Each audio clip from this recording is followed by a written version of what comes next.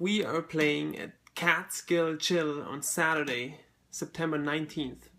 And before our show at 2 p.m. at the Wellness Village, I'm gonna have a workshop about digital physics, out-of-body experiences, near-death experiences, and use my own experiences and other people's experiences and a couple of different theories to piece together a reality view that explains mystical phenomena and phenomena that we can observe in the physical reality. And if you're interested, what happens if this book, which is a book by NASA physicist Tom Campbell, mixes with this book, which is Taoist Secrets of Love, come to the workshop.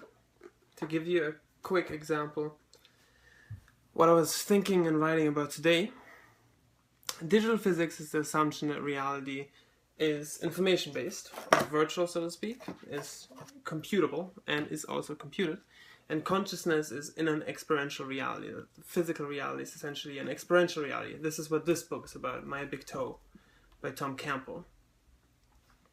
And the issue digital physicists have is that if this reality is in fact virtual, right, is computed, is information-based, then where does that information come from?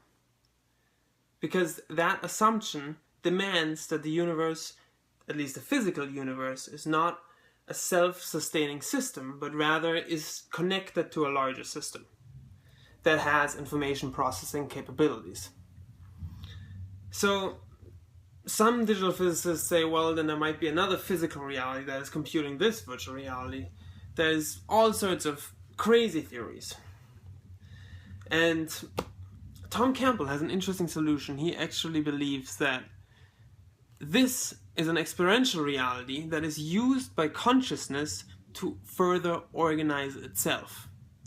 That by being in this experiential reality, consciousness units or souls interact with each other and create experience. And that experience essentially creates the database of the larger reality that computes everything that we experience. So it's kind of confusing, but it's at the core there's something very, very profound. Because you find this assumption scattered all over the world. And 8,000 years ago, Taoists, Chinese philosophers, very wise Chinese philosophers, came up with the same idea. I read about it today. Let me see if I can find the diagram.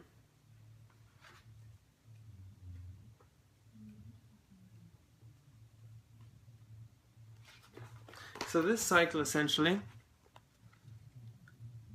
is the theory that everything comes from Wu Qing, or Wu Qi, which is, the Buddhists call it Om. Tom Campbell calls it the larger consciousness system, the reality beyond this one. Hinduism calls it the Brahman. Christianity calls it God.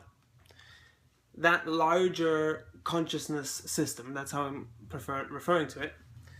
Wu Qi in Taoism. Wu Qi creates the 5 elements, right? Water, earth, fire, wood, and metal. And at the core of that expression is the assumption that digital information manifests itself in physical appearance. And by digital information, I just mean information that comes out of duality, right? Digital is on and off. Computer has zeros and ones, and out of zeros and ones you can play virtual reality games. Just by rearranging billions and billions of zeros of ones, you can create that code. It gets interpreted by the computer and by the computer screen and so forth, and gives you the appearance of a virtual reality. So yin and yang could really be at the bottom of all of this. And by rearranging yin and yang in certain patterns, you could have the appearance of a physical reality. And you could also have souls and consciousness, because consciousness is just an information network that can also result out of the arrangement of yin and yang. So it gets even more interesting and a little bit more practical. Because Taoism assumes that qi, life energy, is on a path. Qi comes from Wu Qi, right? God, or whatever you want to call it. Nothingness, Brahman, larger consciousness system. Manifests itself in the physical reality. And then becomes Qing. That's just one example of Qi flow. Qing is sexual energy. This book is about cultivating male sexual energy. My aunt gave it to me, and it's quite interesting because it is also based in ancient mysticism. Anyway, so the qi becomes qing, sexual energy, and sexual energy, if you really think about it, what is it? It's the will to procreate, right? So now you have qi, which life energy, which is essentially just energy with potential, that becomes more specific. It becomes the will to procreate. And Taoists say that that is a more focused expression, a stronger energy, because now qi has the potential to become everything and manifest itself in every body part in all sorts of complex ways. It becomes now sexual energy, which is a focus to procreate. It's a very focused expression of that energy.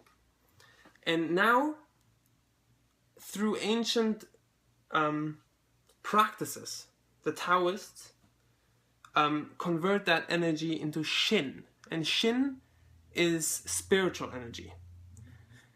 And the way I believe that happens is by channeling the will to procreate through an intellectual framework that is enlightened. And by that I mean not a specific Buddhist philosophy or Hinduism or Christianity, nothing of that, but just a framework that combines the will with the will of everything.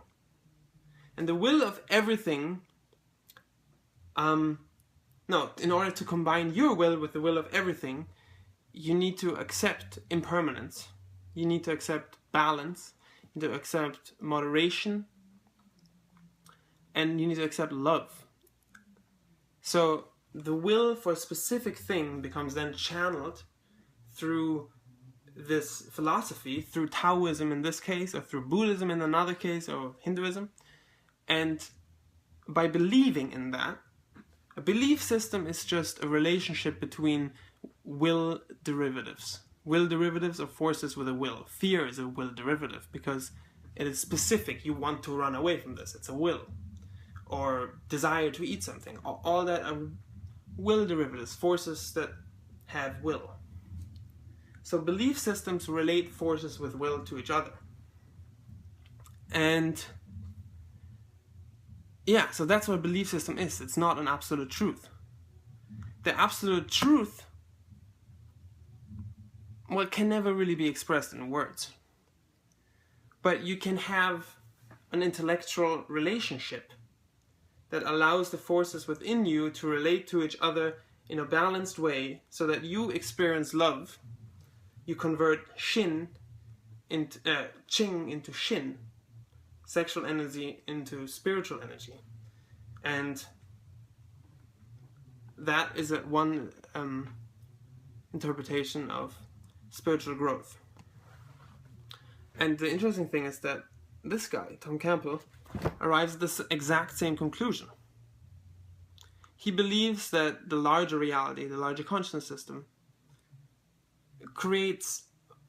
processes the information that we experience in order for our consciousness to become one with it, to get to that place of accepting impermanence, accepting love, and integrating all of our habits into the will of the larger consciousness system, into the will of God, becoming one of God. That links directly to Buddhism and Hinduism.